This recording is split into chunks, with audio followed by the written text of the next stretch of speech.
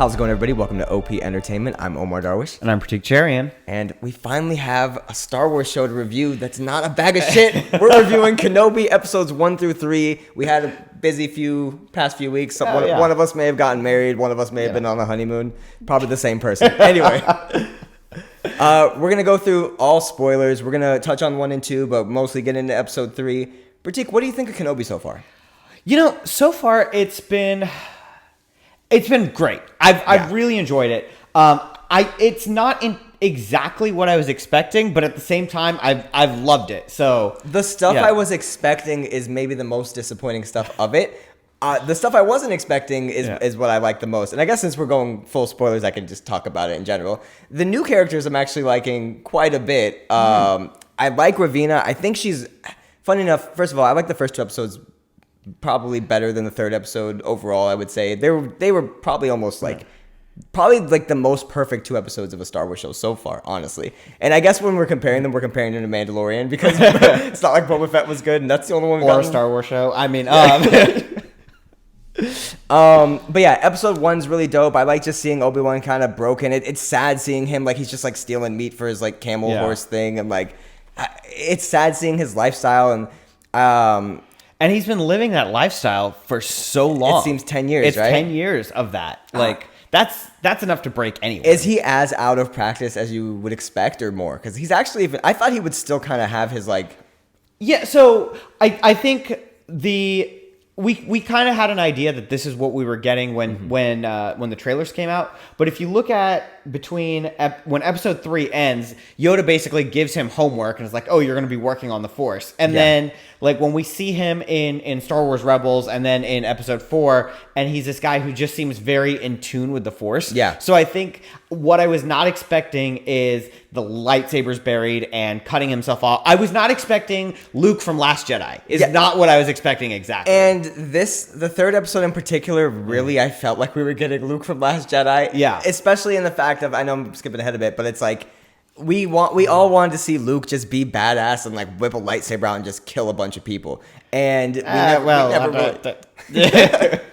really got that, right? Yeah. We wanted him to pull an Anakin, but it never happened. And with this, I feel like it's like you missed the point of Star Wars. I don't know, something about Spock, right? Live long and prosper. Oh God, we're getting canceled. Anyway, I feel I lost my thought now completely. You're welcome. Thanks. We're out of practice. We are out of practice, just like Obi-Wan. I guess what I was saying was about Obi-Wan. I wanted to see him more badass, but I guess we gotta wait for that, and that's fine. Maybe this should have just been a movie, so we didn't have all this kind of waiting around. But it's fine. You wanna know what it is though? I'm enjoying the waiting around enough, and with Boba Fett, I definitely wasn't. So that's because there was no point. Anyway, this is not a Boba Fett review. It's not the roast of Boba Fett either. I feel like that's what every Star Wars show is gonna be from now on. Since we didn't watch the first 2 episodes together, I have to ask you. Sure. When the first episode was basically entirely on Tatooine, how pissed were you? I expected this I was watching this with my girlfriend, and as soon as Obi-Wan sits down on a rock and is just like looking through the binoculars at Luke, I turn to her and I go, "This is pretty much going to be the show, I'm assuming." Because what else is Obi-Wan going to do? He's just watching Luke, And I was so happy by the end of the first episode, he's going off planet. So that was enough Tatooine for me. I know we're probably going to go back, especially considering we're getting... I mean, we know he has to end up there. Sure. But especially considering we're getting like so much of Obi-Wan and Leia, I'm assuming we're gonna get some Obi-Wan and Luke stuff happening. No. So one of the things that you notice in the first 2 episodes and then again in this one is this show has to thread the needle of continuity so much. Yeah. And so it's like they go out of their way where anytime someone calls him Obi-Wan, like Leia is not there. Yeah. Nobody has referred to him as Kenobi. I'm assuming she can't read. Exactly, because she does see the wanted poster of him, and it says, but can anybody in Star Wars read? Isn't that like a joke that no one in Star Wars could read or something? I haven't heard it, but sure, maybe. Someone in the comments tell me. Okay, so let's move on from episode 1 then, I think. Or you know what? Because Leia's introduced in episode 1 at the end, isn't she? Yeah. So this child actress who's playing Leia deserves all the love and praise in the world. She's incredible. As soon as 2 minutes in, I was like, okay, this is Carrie Fisher. I think it's it's a really, really challenging job to portray a young version of a classic Star Wars character that we all know and love. Yeah. And especially with a child actor. Star Wars doesn't have very good track record. Well, I mean, even forget the child actor part, just in like, even for an adult actor, that is a challenge. And so I mean, she crushed it. I mean, absolutely loved it. Yeah. So I love how Kathleen Kennedy was just saying, we're not going to recast legacy characters. Whoops. There you go. While promoting Kenobi, who is a recast. But whatever. Go on. All right. But episode 2, the Blade Runner episode. Okay. With a Breaking Bad cameo in the middle there. You would think the Blade Runner episode was my favorite, and it might actually be of the 3 so far. But I felt like it was a little worse pace wise. Okay. And I have one gripe with all 3 episodes so far, and I'm really starting to feel the stagecraft that they're filming this in like in a 6 foot by 6 foot room. It appears to be because like when they're chasing Leia, and even in this 3rd episode when Vader and Obi-Wan are like kind of just like jumping on opposite sides of a rock to say hi to each other. It seems like it just really feels like they're just running around like a small room slowly, and there's ways to edit around this. Well, because they were doing this for Mandalorian, and I don't think and having rewatched the first season of Mandalorian semi recently, I never felt it. Yeah, maybe. And what you said, you rewatched it and you still didn't feel it. I was gonna say it could have been because it was new at the time, but now it just really, I'm really feeling like, okay, like she, in particular in the I guess the 1st or 2nd episode when Leia's running away from the kidnappers. Yeah. And like she like goes underneath a branch and the kidnapper's behind her as if he's like on a high-speed bike and he can't stop himself and boom, like a cartoon, hits the branch and falls. And then in the 2nd episode when Obi-Wan is chasing her, I'm like, she's going 2 miles an hour, you're right behind her, just grab her. And there's little lazy things like that, and I feel like it's just because it's like, what are you gonna do? We're shooting in this little room, like, and that's got to be the only excuse that I'll give them. So I'm not gonna like dock it too much for that. I'm really feeling the claustrophobic like aspect of this like shooting in the stagecraft volume stuff. Yeah. And I would say that's one of the things that jumping ahead here, but one of the things I appreciated about episode 3 was that I felt like they tried to give us a lot of like these shots of Obi-Wan and Leia like approaching the camera from a distance where it's not like, oh yeah, they're very obviously in this box. Yeah. So I like that. I thought they tried. It was a refreshing like change of pace there. And I would agree with you for the most part. Episode 3 did that. Up until the end. Yeah. Up until Vader shows up, and I'm just like, what am I watching? We'll get there. So any other episode 2 thoughts that you had? My favorite part of the show so far when what's her name, Ravina? Mm-hmm. When she's like, "Oh, you didn't know Anakin's alive," and just the camera work that what's Deborah Chow's using, it's like, and the acting from Ewan McGregor in that scene, it's so perfect. He's like sad because he's like, it's no words, it's all facial expressions and emotions, and he gets every emotion out there where it's obvious. I loved it. That is a masterclass of a scene. Right it's there. Moments like that you're like, oh, that's why Obi-Wan is Ewan McGregor's Obi-Wan is like what people love. That's why people love him most from the prequels, I would say anyway. Yeah, maybe Hayden Christensen, but probably not as much as Ewan McGregor. Yeah, I agree with that. I think I love this show. I think the only thing that kind of keeps me from like love, like absolutely really embracing it is the fact that in my head I keep doing like the mental calculations of wait, okay, how does she know that? Who says, like, trying to fit it inside, like trying to figure out where this fits into canon. But I'll say this: we're 3 episodes in, and I think they've woven it in enough that I'm just gonna try to shut my brain off for that. I'm gonna trust that they're good, and I'm sure I'll learn later on that, like, unless it's something that's blatantly in my face, like Leia dies or something, and I'm like, well, that can't happen. Or like the Grand Inquisitor dies. Yeah, yeah. Which, speaking of, you had a theory about that we're going a couple episodes back, but when the Grand Inquisitor dies, we're out of practice. It's been a while.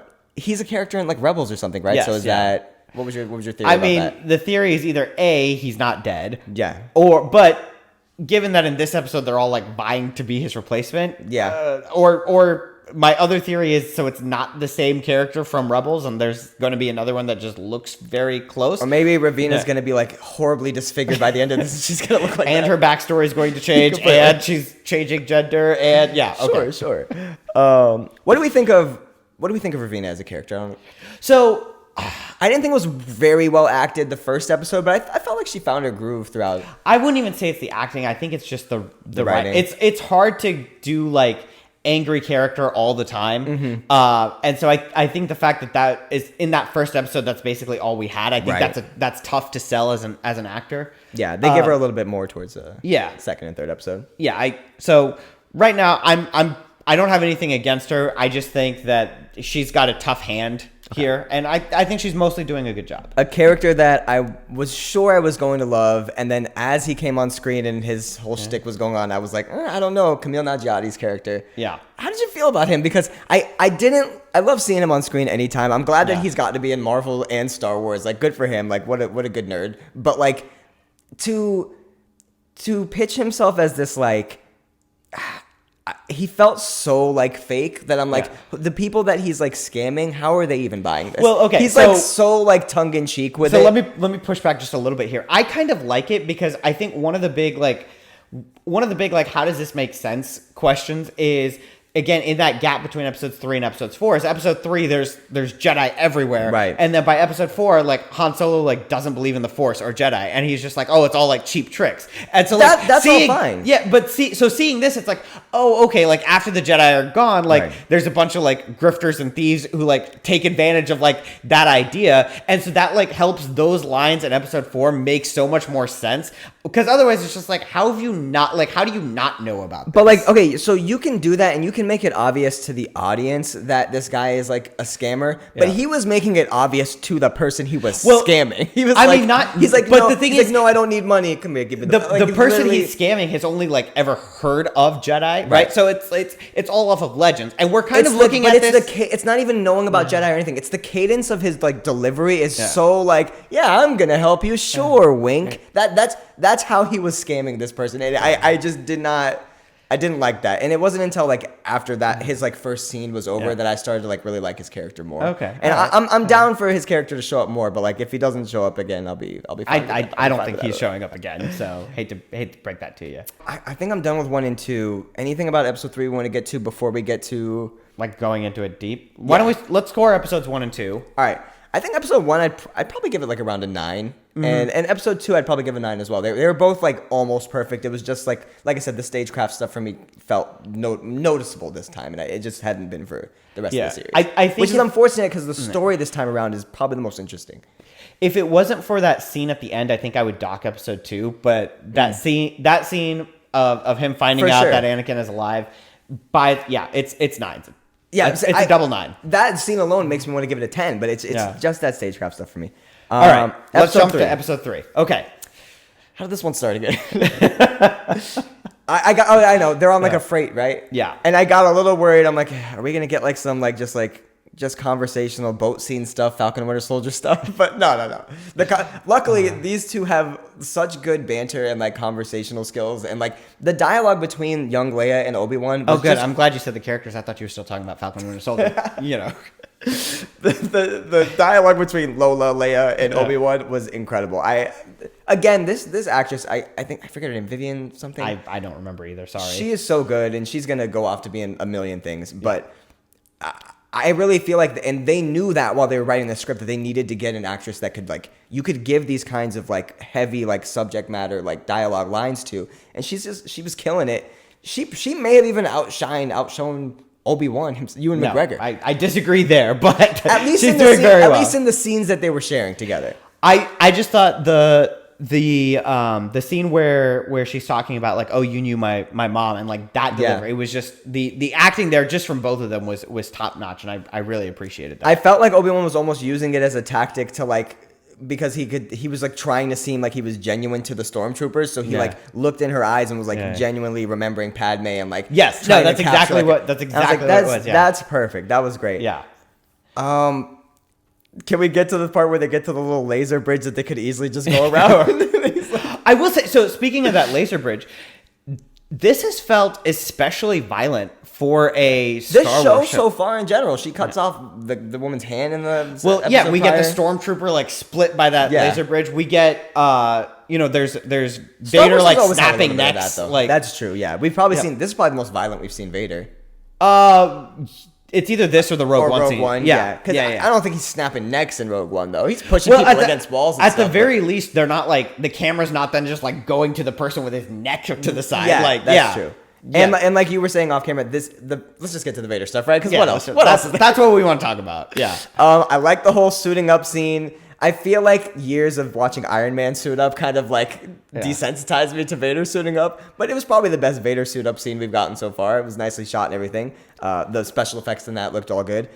When he shows up, it was very like already like just underwhelming for me because he just kind of walks in. There's not like a grand entrance.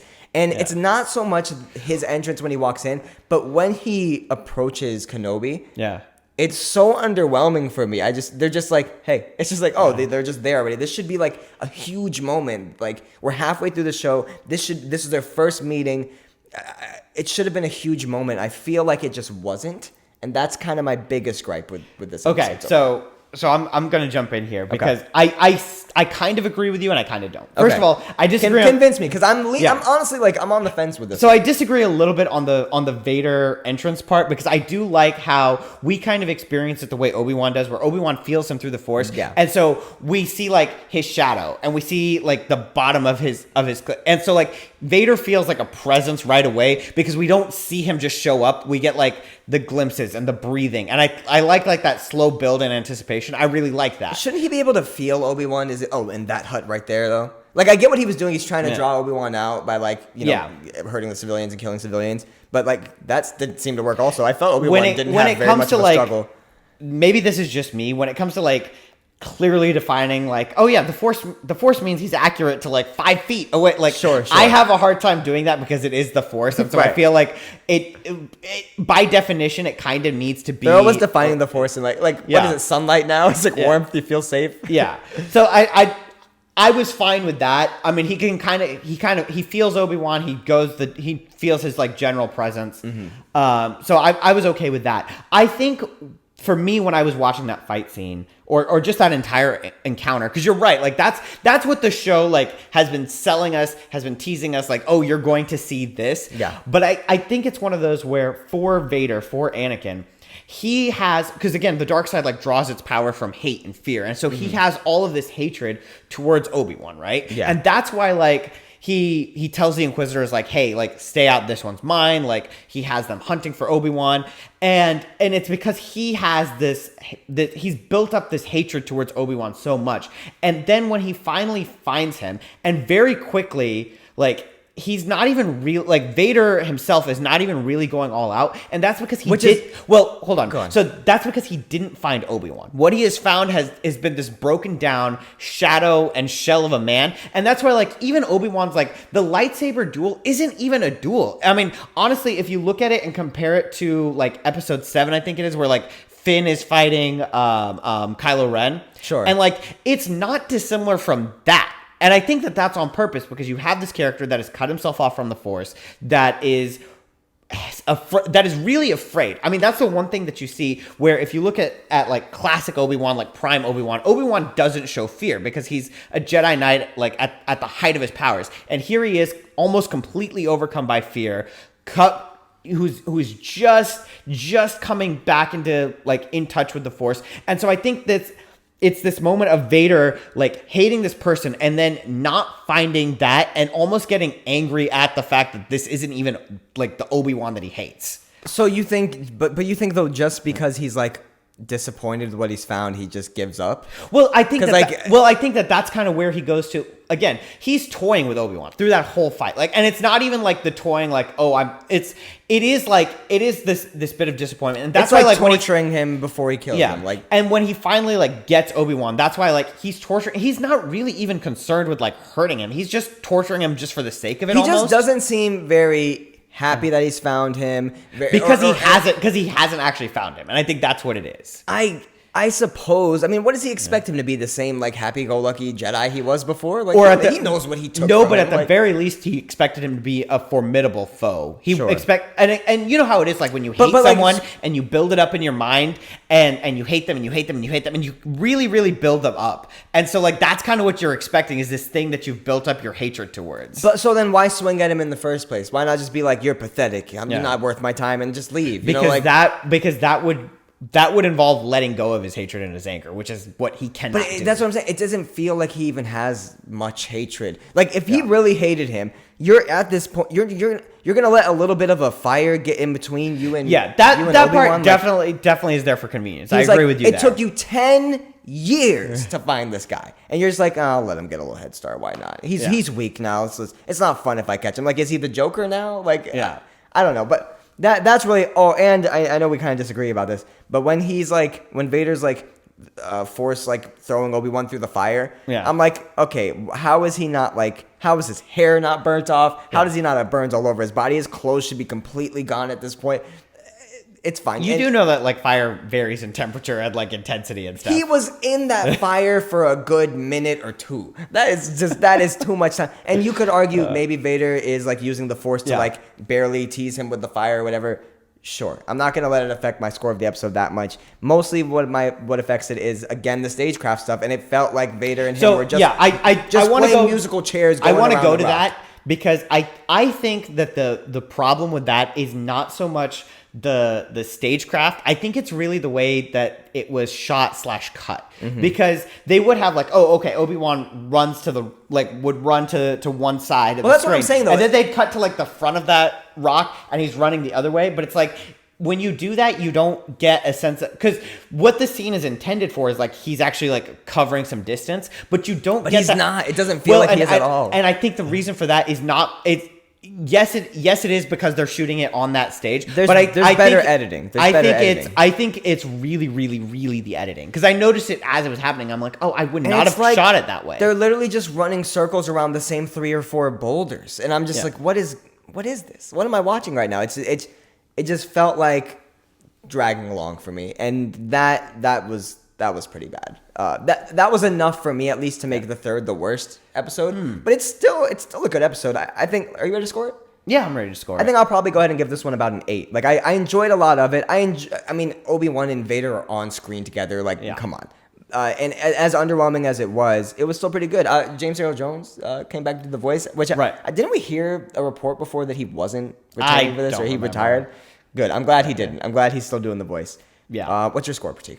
I think I agree with you. I'm going to give it an 8 as well. Okay. For me, I loved the Vader Obi-Wan fight. I loved like the history and everything that it meant. I agree with you as far as the dialogue editing. between them was great. I just didn't feel the stakes of it as much as I feel like I should have. Yeah, I think that the editing is a bit of a drawback. I think that once you realize that you're going to get Vader in this, a lot of the beginning of this episode is like there's those key scenes in there that are really great, but there is a lot of like, okay, can we move this along? You know what? There's just no drama in this episode, and I feel like there needed to be a lot more drama with, especially this situation that's happening right now. This is Shakespearean, and it's. I think the only for me the only drama is again like. And it's Ewan McGregor's acting where he feels Vader's, like he senses and feels Vader's presence and like the fear he's able to convey. I think that's where the drama came from. But again, it's all centered around the Vader Obi-Wan. And so how long it took us to get there. It's probably a hindrance that the last time we saw them fight each other was like the most passionate yelling, "You are my brother, Anakin!" Like huge, like big deal thing. And it's just like they're finally together, and it's like this is what we've been waiting for. And it's like, and I wasn't expecting their first fight to be anything, or their first appearance together to be anything. But like it was just still underwhelming to me. I think for me, what when this show was pitched. And I knew that this would happen. I was not expecting like multiple Vader Obi-Wan encounters. I was expecting just one. Maybe one, yeah. And so I think like we got to the end of it, and I'm like, oh, they're definitely fighting again. Imagine this is it though. Yeah. Yeah, if this is it, then like I'm coming back and revisiting because there's stuff that I would have issues with, but they're definitely fighting again. So, yeah, for sure. Yeah. All right, so we both get. So are we? Hold on, did we give both 9, 9, 8? Yeah. God, are we gonna agree on a show again? First Moon Knight, now this. All right, well, do you want to take us out? Yeah, thanks for watching, guys. Tune in next week. We'll be reviewing the next episode of Obi Wan, and I can't wait for that. And we'll see you guys then. Can't wait either. See you.